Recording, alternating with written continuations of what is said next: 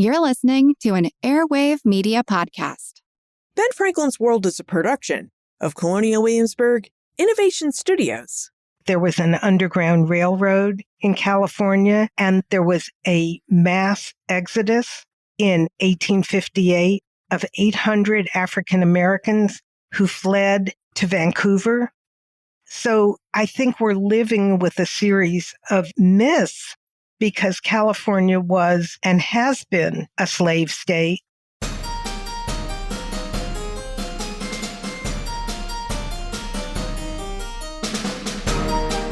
Hello, and welcome to episode 387 of Ben Franklin's World, the podcast dedicated to helping you learn more about how the people and events of our early American past have shaped the present-day world we live in. And I'm your host, Liz Covart.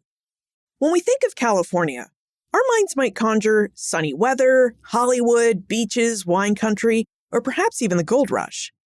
What we don't usually think about when we think about California is the state's long history with slavery.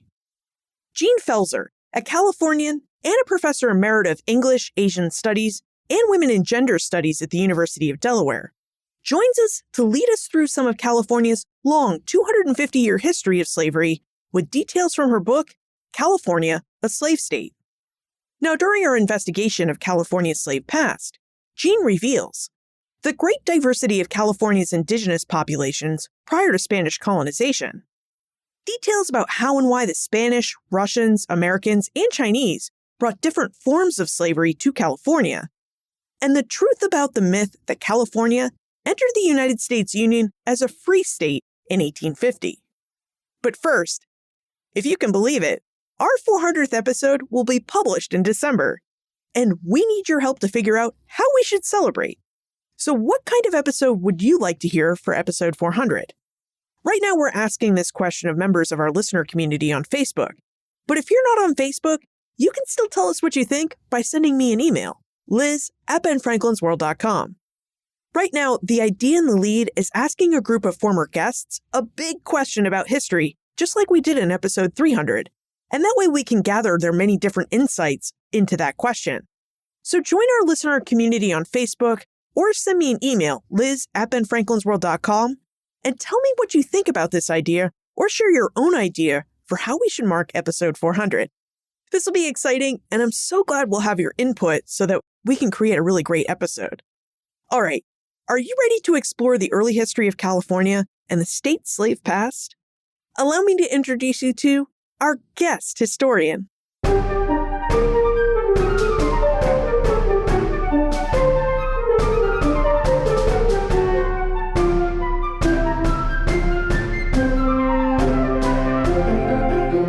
Joining us is a Professor Emerita of English, Asian Studies, and Women and Gender Studies at the University of Delaware.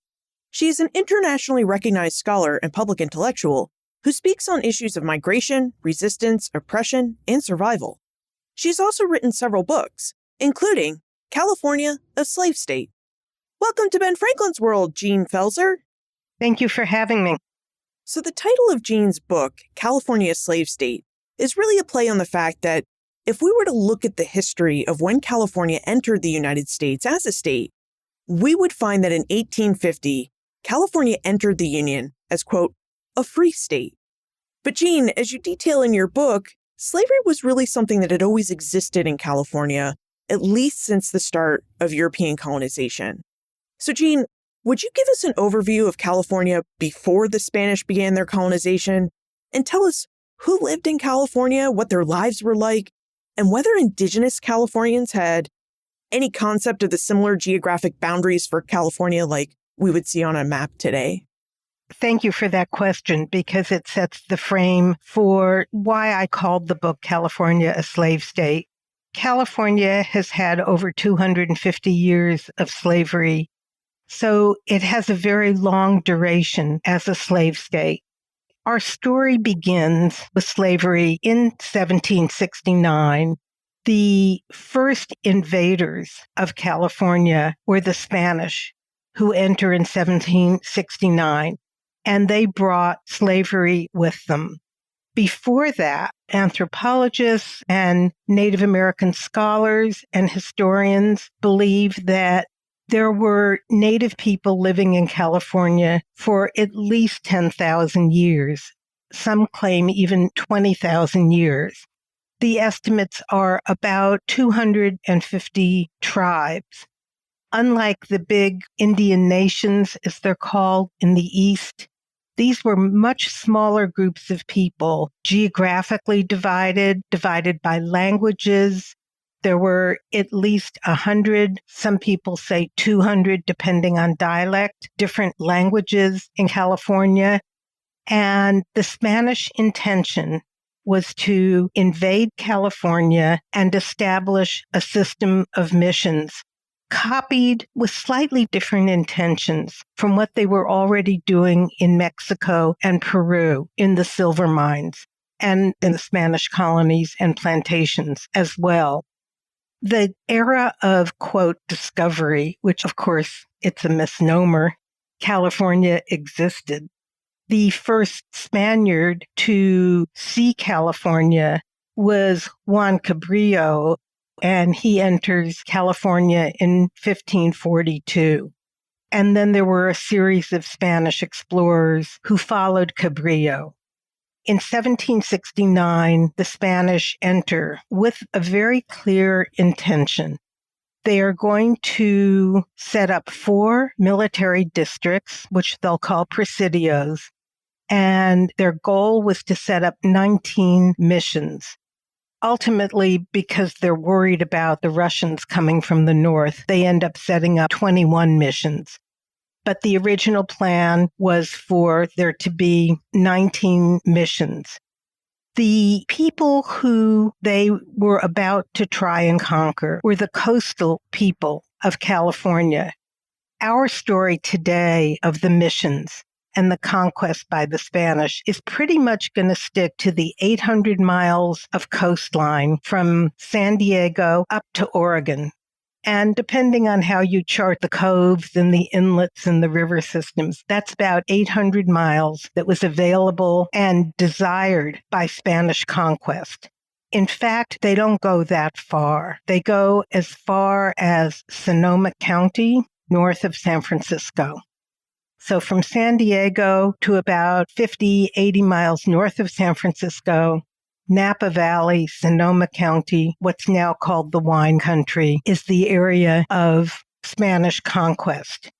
The Native Americans in California were totally separate from the Native Americans in the rest of the United States.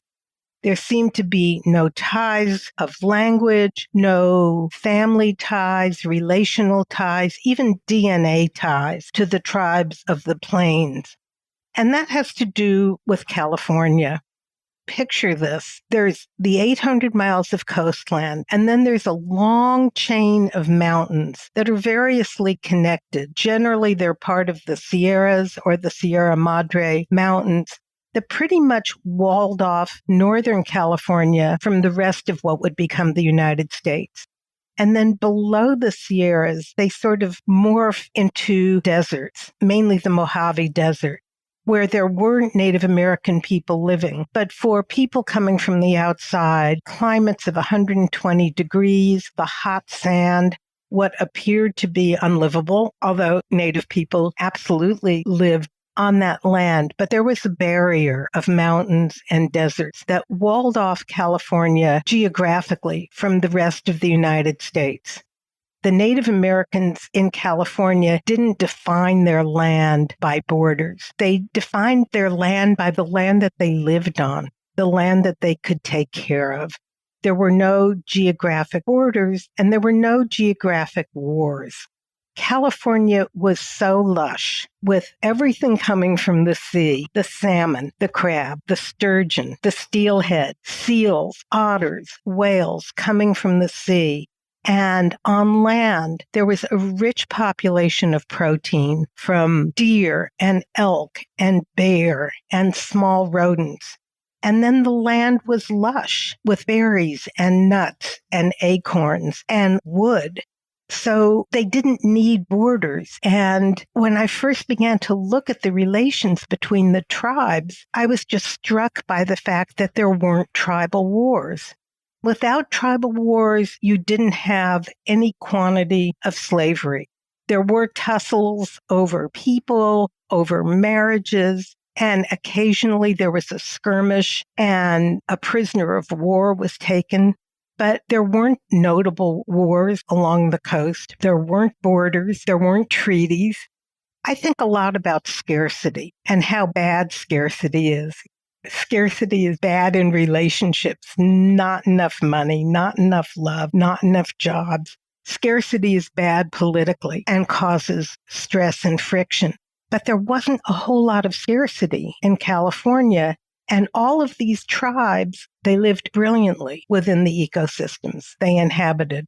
And they lived very differently depending on where they were. But they weren't duking it out in tribal wars. And because the geography is so divided with the mountains, the valleys, the streams, the river systems, there just wasn't a lot of friction between the tribes and the landscape. Occasionally, as I said, there were slaves who were a spoil of war, but these were noticeably absent and small and irregular. So that's the situation, the land that the Spanish entered into in 1769. You mentioned that because early California was a land with plentiful resources that had enough space for every one of the estimated 250 indigenous tribes who lived and are still living in California, that warfare between California tribes just wasn't an issue because people weren't competing for the natural resources that they needed to live. And so without prolonged periods of warfare, California tribes didn't really have a reason to enslave and take war captives. But we do know that slavery came to California. So Jean, would you tell us more about the Spanish mission system and the connection between the mission system and the Spaniards' introduction of slavery and enslavement in early California? Sure. The Spanish enter with a few goals. This was a deliberate and planned entry. It's endorsed by the Pope. The Pope has sent to Spain a papal bull requiring the conversion of the native people. And actually, they guessed pretty well that there would be 200,000 to 300,000 Native Americans available for conversion to Catholicism. So conversion was one goal. And we don't think about this a lot, but the Russians are coming down from the north. This is all going on at the same time as we are building the American Revolution and the Constitution and the colonies, and the war with England is happening 3,000 miles across the country. But Spain had been tussling with Russia over empire in Europe. And the Russians are going to enter from the north looking for sea otters. They've come across Alaska. They're going to turn right, come down the coast, and Spain absolutely knows that the Russians are coming. So they want to block the Russians and to use the mission system that they had set up in Mexico and Peru. The other thing is that this is an empire country that's making fortunes off of the silver mines in Mexico and Peru. And they didn't want to take the native people who were enslaved by the Spaniards in Mexico and Peru away from mining, and they needed food. And so they had this vision, this utopian California dreaming vision that California would feed the system of slavery in Mexico down to Peru and support the miners, and also to support the other missions that were not doing well. There were tensions between the Franciscans and the Jesuits, and the mission system in Mexico was hurting. And this was going to be the solution, was to start another mission system in Alta California, High or Upper California, for these three purposes of empire, of food, and of Catholic conversion. So indeed, that's what happens. Junipero Serra, Father Serra, is appointed the head of the theological part of the mission, and he's got a companion in Portola who's heading up the military mission. Serra is in terrible shape. He walks 1,000 miles to meet up with Portola at the border. He's got an infected leg. He leaves with a loaf of bread. He decides he's going to do this hike barefoot.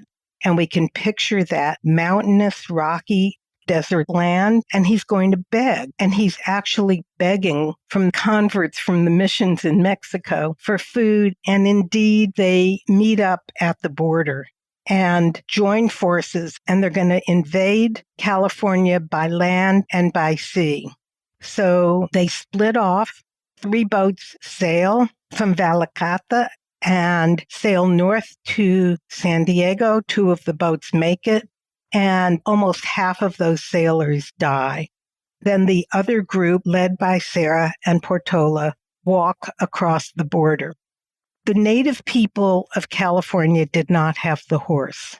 And that also determines their mobility, the kind of food they could reach, and how they become available for conquest. Because the horse is an incredibly powerful force of mobility, of war, and they also enter with cattle. So in 1769, the people coming by land get there first. And they enter where the Kumeyaay people and the Ipai people live. And they're the first Indians to be conquered or attempt to be conquered. And that's where Junipero Serra plans to set up the first mission. So that's the intention of why they're coming, and that's how they come. Half of the people who invade California die in the invasion, not by the Kumeyaay people, but by disease, seasickness, malaria. It's a horrific voyage by land or by sea. The first thing that the Kumeyaay see is these weird people coming across their land. The Kumeyaay were on both sides of what we would now call the Mexican border. So their people know that these people are coming. They don't understand that they're being invaded. They're very curious. They're not hostile because they hadn't had this experience before. What they see are the priests. There are about 100 soldiers and 8 priests. And they see the priests wearing these heavy, long gray robes where they can barely see out of their hoods. And they think this is nuts. Why in this warm, sunny Southern California climate are people dressed in these very heavy gray woolen garments? They also see that the people aren't painted. The tribes in Southern California would paint their bodies as a way of protecting against insects and protecting against the sun. Why aren't these people protecting their bodies? The next thing they see is them unloading the ships in what's San Diego Harbor. And they're seeing that half of the people coming off the ships are dead, and that the first thing that the Spanish have to do is bury their dead. So this is not a very persuasive invasion if you're looking to convert people. So the Kumeyaay are curious, and the Spanish are determined. Now, Junipero Serra and his men established the first Spanish mission in California at San Diego in mid-July 1769. They called this mission Mission San Diego Acala. Now, perhaps you've had the chance to visit a California mission. If you have, you'll notice that the Spanish generally established mission complexes where there was a good water supply and enough land where they could build a church, a central courtyard in front of that church, and outbuildings around these religious spaces that served as things like church offices, workshops, kitchens, and dormitories. And outside of this central mission complex, you would have also found plenty of farm fields. Jean, would you tell us how the Spanish attracted California's indigenous peoples into their missions and what their day-to-day lives were like once they were living in these missions? There are several ways that conquest occurred. One of the padres, the fathers, says, we're going to conquer through the mouth. The first thing that they do is let loose their cattle and their horses on what were Native American seed fields. The seed fields were something I didn't know about. The California natives planted these vast seed fields, especially in Southern California, and the game would come onto the fields and they'd be hanging out. and they would wait for the game to come to them. And then with a bow and arrow, they would kill the game. So immediately the cattle are hungry, the horses are hungry, and the Spanish let them loose on these fertile Native American seed fields. The horses urinate and defecate and stomp down the fields. And it's a setup for hunger for the Native people to have their sources of protein, their hunting grounds destroyed. So food was always a form of conquest. And then they really believed that Catholicism would be so compelling and attractive that people would come to voluntarily convert, and then they would work for them. The missions are, in fact, plantations. They're vast farms, and they're going to be worked by the native people of California. And some of them come out of curiosity, but most of them come hoping for food, and many of them are captured. One of the ways they were captured is that the soldiers, the soldados, would go into the native villages, and they would have long ropes with loops on them. And they would bring in chains of native people looped by rope around their necks across the mission system to bring them into the missions and force them to labor. The native people were allowed to leave until they were baptized. If they accept baptism, then they were never allowed to leave again. But the notion of how voluntary and intentional baptism was is up for dispute given the conditions of captivity.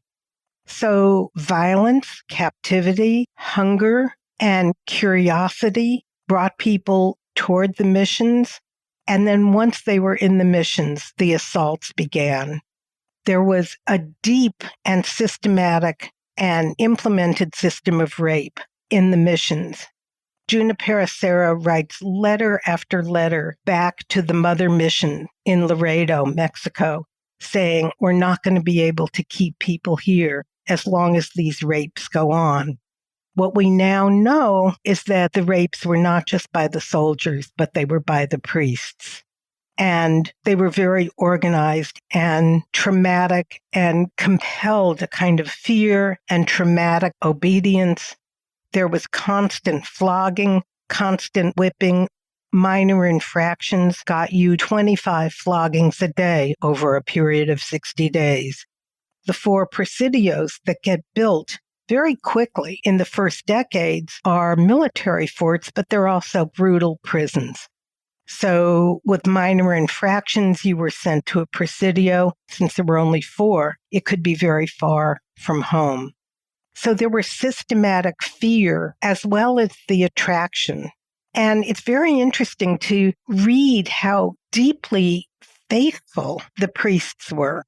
It's very hard for me to believe in this notion of conversion under these circumstances. But within about 10 days, under the first 2 weeks, Junipero Serra holds a mass on the beach.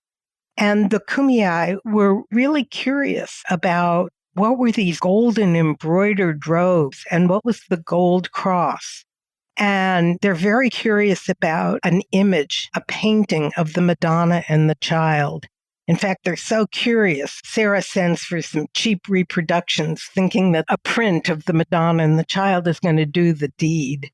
Although there was nothing like these paintings in the rock painting, the land painting of native traditions in Southern California. And it's not surprising that native people were just curious tourists about what this was all about. So those were some of the ways that they were attracted. And the life that was offered them was harsh. They were required to work in the fields or be beaten. They were required to build the churches, and each mission had a little cathedral. And the soldiers were required to build their own barracks. There are very serious divisions between the soldiers and the priests. And the priests are terrified of the soldiers. They're terrified of the Indians, and they're terrified of the soldiers. They figure their best bet is to be on the side of the soldiers, so they don't stop the rapes. and they don't stop the violence. They also had a fourth reason to come, which was eugenics. They had the idea that they could conquer California by having the soldiers mate with indigenous women and create a new Spanish population in California. So there were all of these different systems of control and violence that they used to bring natives into the mission system. The missions were small, they were decrepit, there would be a cross. And the natives who are trapped in the mission system are required to show up for Mass.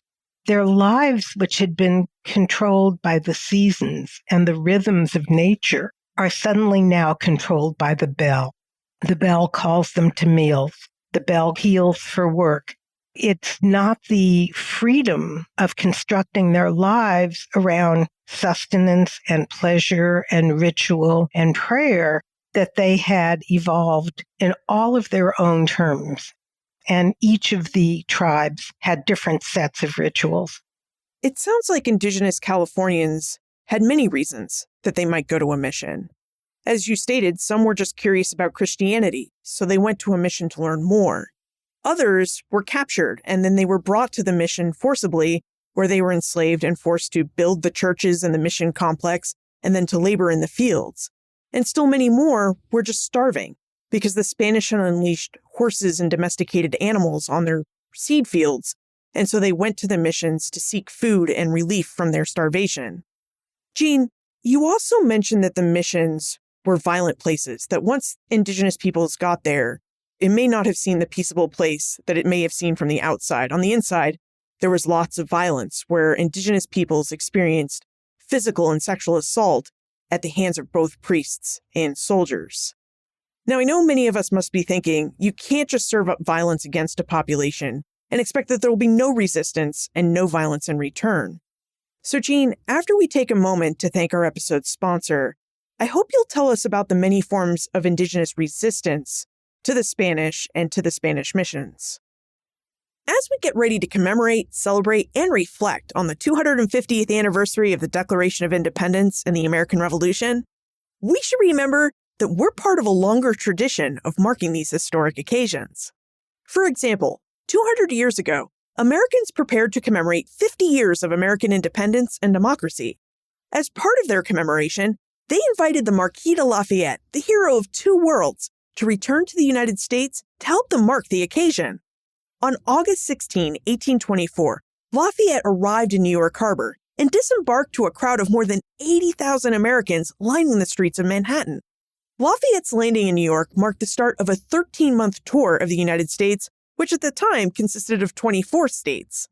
Now, none of us were alive 200 years ago to witness this grand event and celebration, but we can witness a recreation of parts of Lafayette's grand tour in 2024 and 2025. On August 16, 2024, in honor of the 200th anniversary of Lafayette's grand tour of the United States, the American Friends of Lafayette organization will kick off a recreation of Lafayette's return to the United States. To learn more about Lafayette 200 and how and where you can attend one of its events, visit benfranklinsworld.com/Lafayette 200. That's benfranklinsworld.com/Lafayette 200. Jean, would you take us through the ways Indigenous peoples in California resisted the Spanish and their missionization and conversion efforts? I didn't know this. I grew up in California. I was born in Los Angeles. I took the field trips to the missions. I grounded acorn in my class. I was before the tradition of the fourth grade mission project.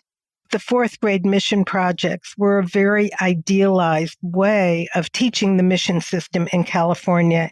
And I had no idea of the brutality, and I had no idea of the slave revolts. We can start right in San Diego with the Kumeyaay. Sarah arrives in 1769, and most of the people forced to be at the mission were Kumeyaay people. And in 1775, just 6-7 years later, the Kumeyaay plan a revolt. The Kumeyaay were a very large group of people, and they're up in the mesas that form the eastern border of San Diego. They're villages or clan settlements along the coast. In a totally coordinated way, they plan a revolt for 1775. They meet, they make new arrows, they strengthen the animal sinews so that their bows are strong, they build new bows, and they're holding meeting after meeting to plan this revolt. And then in 1775, on one night, the Kumeyaay sweep into the San Diego mission, which is pretty primitive and basic. It's kind of a wood shanty system that still even had some reeds for roofs. And they sweep in, they murder the head priest, Father Jaime. They brutalize him and throw him in a ditch. They burn the mission to the ground, and they free all of their people, never to return. The soldiers, who were supposed to be guarding Mission San Diego, have decided they really don't like this job, and they build their fort 7 miles away from the mission. That's a long distance. They see as the night goes on that the mission has gone up in smoke, and they don't show up until the next day. And by then, there's total decimation. Almost all of the Kumeyaay have fled by then. And in a rather sad march, they take the surviving priest and some of the servants and what was left of the cattle and slowly march back down to their fort at the coast. And then the soldiers go on a rampage looking for the Kumeyaay. And of course, they can't identify who the true leaders were. So they will capture and whip whoever they can, take them back to the fort. And this went on for months and months to try and get people to expose the leadership of this revolt. So that was the first and in some ways the most famous revolt. There were all kinds of individual rebellions and flights because the villages were not far away and they were starving at the missions. Sometimes it was much easier to go back to the land that they knew, and there weren't enough soldiers to really confine the hundreds of people and to feed the hundreds of people.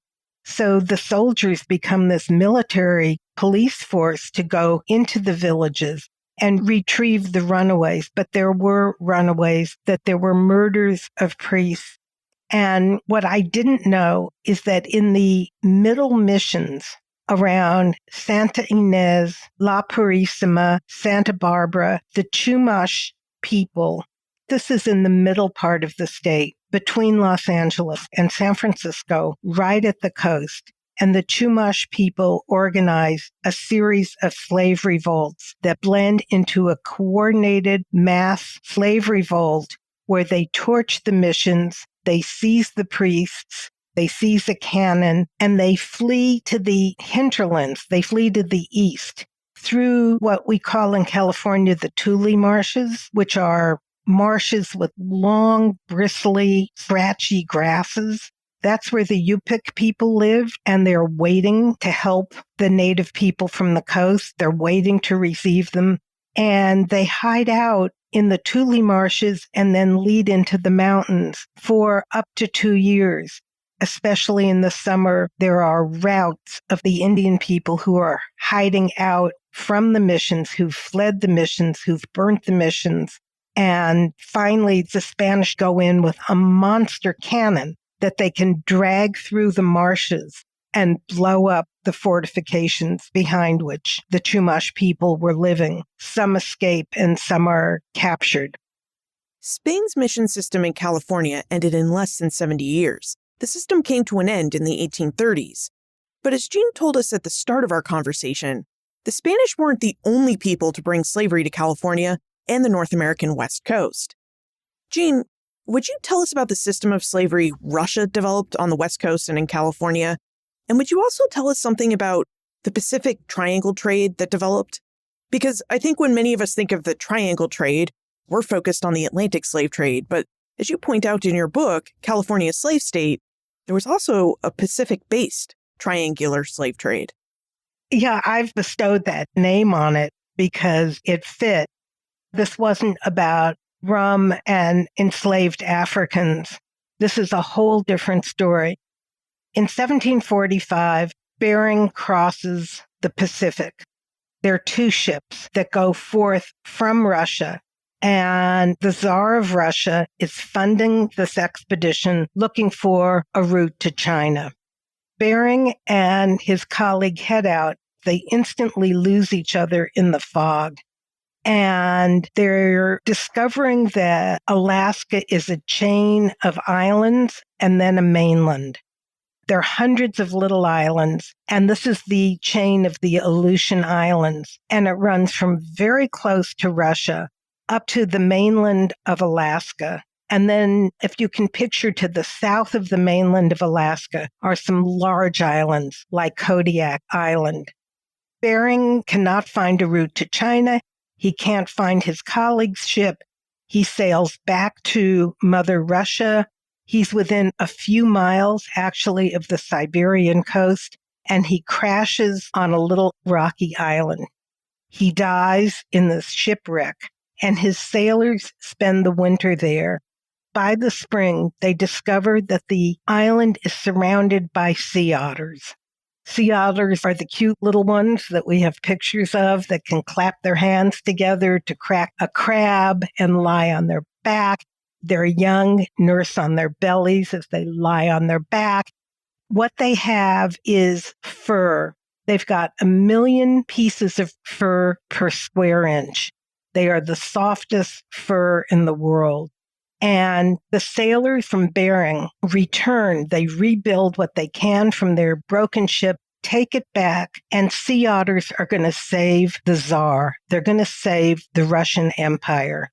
Those little pelts that they bring back, and I think they bring back almost 1,000 from the island with Bering, sell for, at the time, what was $3,500 per pelt. It's a fortune in money, and that starts the Russian invasion of Alaska. Island by island, finally leading up to Kodiak. At first, it's they're called Promushleniki. They're the independent fur hunters. They're violent, and it's like the gold rush. They're on these crummy little ships. They don't know what they're doing, and they realize right away that the only people who know how to hunt the sea otter are the Alaska natives. And they do it from their kayaks. They've done it for thousands upon thousands of years. They only kill the otters that they need for warmth. Think about pictures of the Chinese Mandarin class in their golden silk robes with fur around their neck and fur around the hems and maybe a fur muff to keep warm. This is the warmest fur in the world. The Russians are done in Siberia. They've depleted the ermine and the sable, and all of a sudden from Bering's shipwreck, they've got a gift from the sea. It's gold. They invade Alaska. They capture the Alaska natives. The women know how to stitch these incredible waterproof clothings made out of the gut of a seal. Sometimes they're one piece and stitched. The very, very low kayak, they're made of animal skin, so the kayaker can actually see through where the otters are. And they have beautifully decorated helmets to protect them from the sun. They know how to do this. And the Russians invade Alaska, capture the natives and the women for sex, but also for their sewing skills. And after they've decimated the Alaska Native tribes, they move further and further east onto Kodiak Island, onto the mainland. And when they've pretty much killed off the otter population, they turn right. At this point, the Russians have formed the Russian-American Company. The whole otter business has been taken over by the Tsar. And in the contracts that launched the Russian-American Company, they allow the fur hunters to enslave 50% of the men each for a period of 5 years. When they've built up this population, they turn right and head south down the Pacific coast. They skip what's now Vancouver, Victoria, British Columbia, and Washington State and Oregon because the Tlingit Indians live there. They're very militant. And they land in Northern California in Trinidad Bay. They start to move down the coast, killing otters, depositing the native Alaskans on the shore, and they build a base at what's called Fort Ross or Woodman Fort Russia, right at the northern edge of the missions. So the Spanish are right. The Russians are coming. The Russians build the slave plantation at Fort Ross, and they can't deposit the Alaska natives' land because the Spanish don't want them there. So they dump them on the Farallone Islands, which are little brutal rock outcroppings, maybe 20 miles offshore. You can barely see them from shore, outside what would now be the Golden Gate Bridge. And they deposit them there for 6 months, and then they sweep by and collect the pelts, and they give them a couple of pounds of flour. They're told to collect fresh water from the rocks. And those islands then, as now, are surrounded by sharks. So it's very hard, even though these are super skillful mariners in their kayaks, it's very hard for them to escape. And if they escape, they're only going to escape to the Spanish, who are going to capture them. So it's a brutal system, and the Russians stay until they've killed off the population of otters along the coast. After they've killed off the otters, it's time to leave. And some of the Alaska natives can escape up rivers, and we don't know their stories. They weren't people with a tradition of written culture. So they escape upriver, and I'm still not sure how many actually flee. Some of them probably were able to paddle back the 1,500 miles back to Alaska. Their islands are decimated. And finally, the Russians leave. Thus far, we've been talking about how the Spanish and the Russians brought different ideas and practices of indigenous enslavement to California and to the rest of the North American West Coast during the mid to late 18th and early 19th centuries. Jean, you mentioned that when the Russians came to California, there was a bit of an otter gold rush. So now I'm wondering about the actual gold rush. In 1848, the United States took over territorial control of California with the signing of the Treaty of Guadalupe-Hidalgo. Just before the signing of the treaty, James Marshall discovered gold on John Sutter's land in Coloma, California. This discovery caused the population of California to soar and grew very rapidly, and in 1850, the United States admitted California to its union as, quote, a free state. Jean, would you tell us about the California Gold Rush and its role in how slavery continued and changed in early California? Yeah, the California Gold Rush generates a series of systems of slavery that come both locally and also from China. The quantity of gold is sort of beyond belief. Within the first couple of years of the gold rush, California is shipping annually $1.5 billion worth of gold to the banks and to the government of the East Coast. And people from all over the world hear of gold in California. Some of the first people in are the Argentinians and the Chileans and the Mexicans who are skilled miners. And then Chinese people come. In fact, it was easier to get from China to California than across the plains to California. And then comes the rush of African American slavery. Slave owners cross the plains with enslaved African Americans for the gold rush. There are already enslaved Africans and plantation owners who've gone out to California in 1848, even maybe a little bit earlier for land. Tobacco was harsh on land. Cotton was harsh on land. There was always the intention of taking slavery west.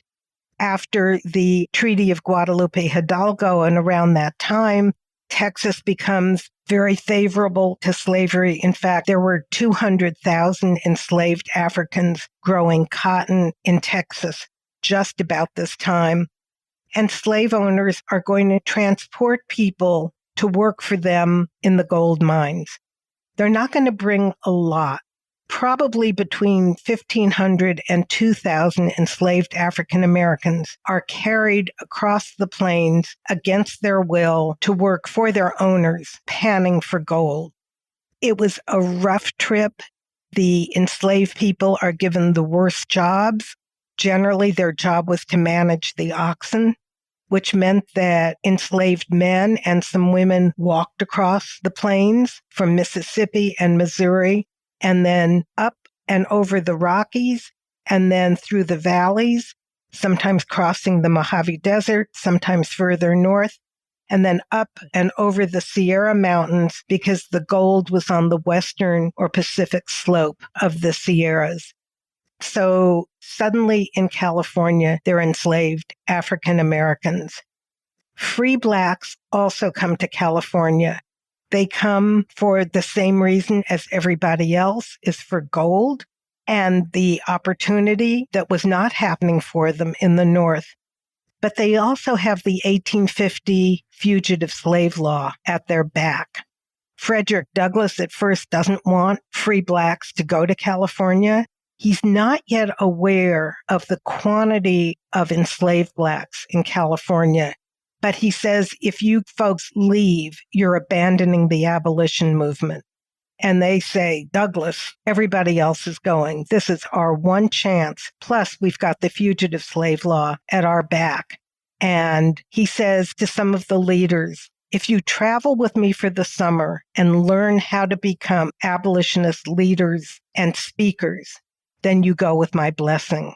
And people like Peter Lester, Mifflin Wistar Gibbs, work with Douglass, and then they go to California.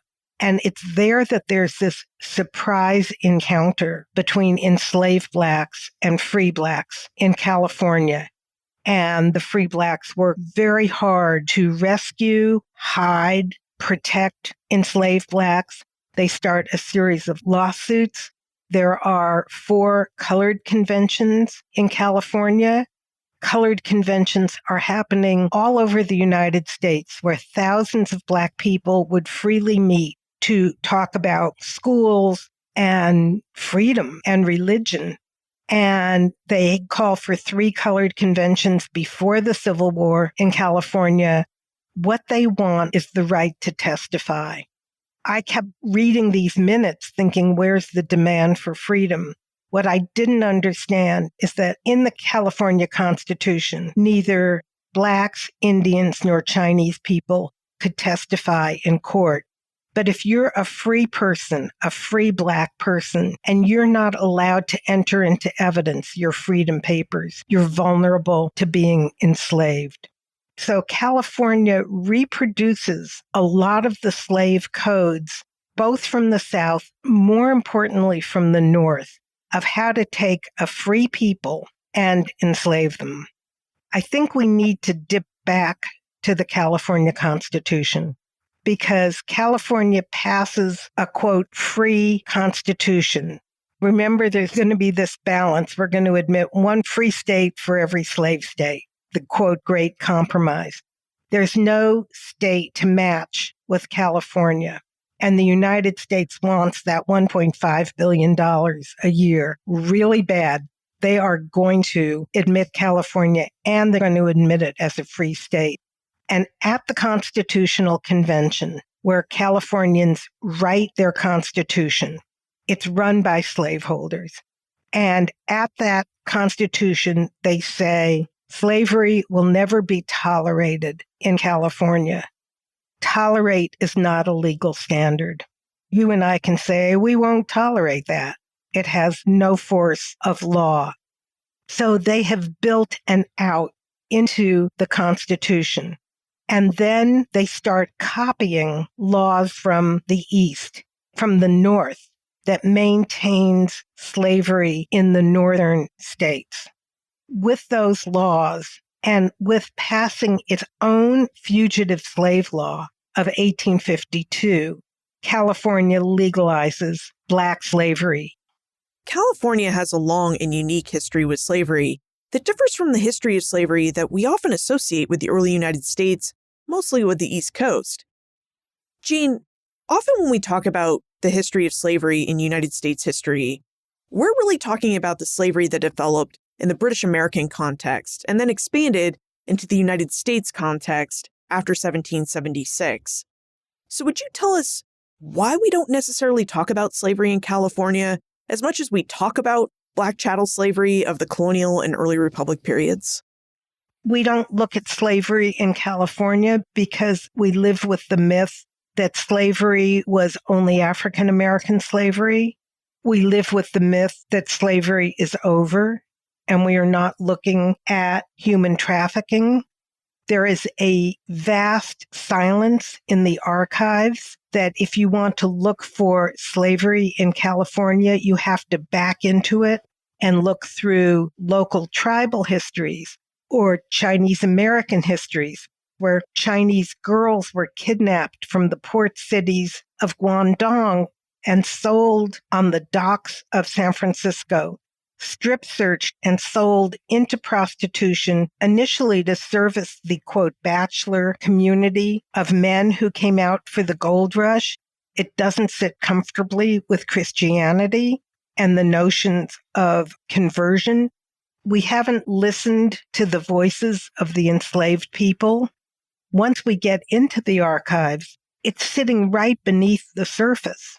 The research that I found was vast.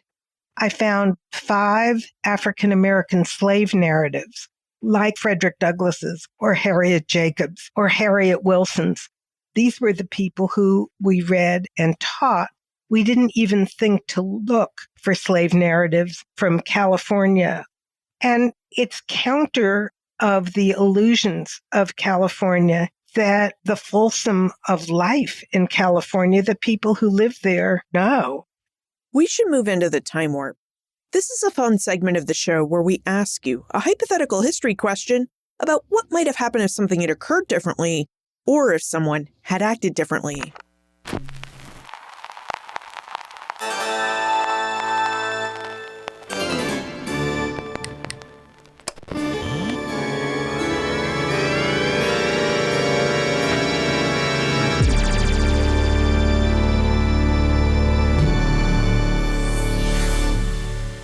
Jean, in your opinion, what would have happened if California had entered the American Union in 1850 as a slave state rather than as a stated free state? How do you think California's status as an official slave state would have impacted California's history and the development of the state? As I write in California, a slave state, it in fact did enter as a slave state. What my challenge was to unpack that illusion that it entered as a free state. It copied codes from the North, like the Sojourner Code that said that a slaveholder could keep a slave with him if he intended to leave, but there was no dateline on how soon you intended to leave. I didn't know that the capture and forced indenture of Native Americans was California's very first law. I didn't know that there was an underground railroad in California and that there was a mass exodus in 1858 of 800 African Americans who fled together over a period of a few weeks to Vancouver. So I think that it's taking apart an illusion of class, of whiteness, of safety, of freedom, of the summer of love, or easy profits, or Hollywood, that drew people to California, despite authors like Steinbeck, who talked about the Depression in California and poverty in California, or despite the fact that the Chinese organized the first farm worker strikes in American history in California. So I think we're living with a series of myths. And once we tell the truth and read the truth, then the question will unpack itself, because California was and has been a slave state. Right now, it's the 5th most populous site of human trafficking in the United States. people are being brought into California to work in the canneries, to work in the fields, to work in the marijuana grows, to work in the sex trade, to work in factories, to work in sweatshops. And I think that it's just important that the question be flipped and acknowledged that this is a history, but it's also a history of slave revolts. It changes the narrative when we think about the revolts at the missions, or we think about the laws that African Americans pushed through so that they could have the right to testify and establish that they were free, or the Chinese enslaved prostitutes who flee from being kept in cages on Jackson Street in San Francisco. 20 times a day, their sexual services were sold. And when they can flee, they're some of the founders of all the Chinatowns across Northern California. So I think looking at this history with eyes wide open really expands the idea that California, which is the most multiracial state in the country, and where every ethnicity lives in California, once that true story becomes told, then the idea of what if changes into notions of the courage and determination of California people to be free. California, a slave state, is an impressive history of the history of slavery in California, and we've only just scratched the surface of what's in Jean's book. Jean, you've written this very impressive tome on slavery and its long history in California, and I wonder, are you sticking with this topic, or are you working on something new? I'm sitting on all kinds of archives of voices of the enslaved, from the missions, from testimonies and confessions that the priests transcribed, slave narratives of African Americans, letters between Chinese women about their lives, legends of Native Americans of how they found their freedom and what happened to their people, current court cases of trafficked people testifying. The history of San Quentin Prison is the history of unfree convict labor, and there are prison diaries.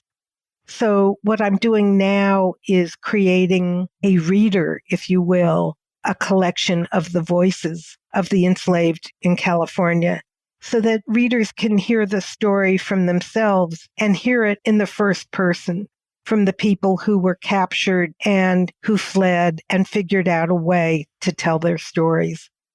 Jean, if we have more questions about the history of slavery in California, is there a good way we can reach out and ask you our questions? Yes, and I'm delighted to answer them. Probably the easiest way to locate me is through my webpage. It's www.jeanpfaelzer, JeanPfaelzer.com. My email is readily available and public. It's my last name at udel.edu. So I'm not hard to find, and I'm very eager to have these conversations. Jean Pfaelzer, thank you for taking us through some of the early history of California and the state's very long history with slavery. Oh, thank you for your questions, and thank you for welcoming me. Rich in natural resources, California proved to be a land of abundance for the approximately 250 indigenous nations who resided there before European colonization.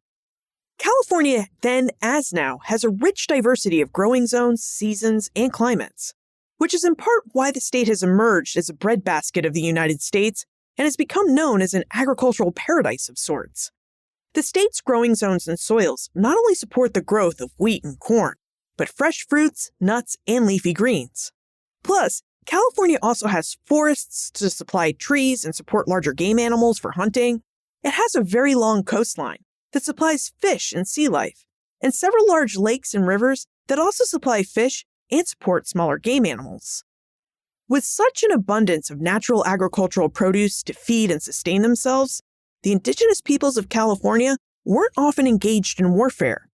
And without regular and prolonged periods of warfare, the indigenous peoples of California did not often take war captives, which also means they did not develop a regular practice of slavery to employ war captives.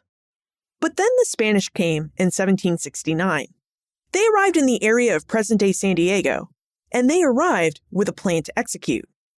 As Jean revealed, the Spanish sought to accomplish 3 goals in colonizing California. First, they sought to block Russian and later English expansion into the North American West Coast.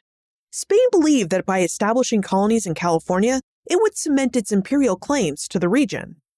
Second, Spain believed that by establishing primarily agricultural settlements in California, its people could focus on growing enough food to support its troubled Catholic missions in Mexico and its mining operations in Mexico and Peru. And third, Spain intended to fulfill its papal-ordered religious mission to convert California's indigenous peoples to Catholicism. Spain's imperial ambitions relied on slavery.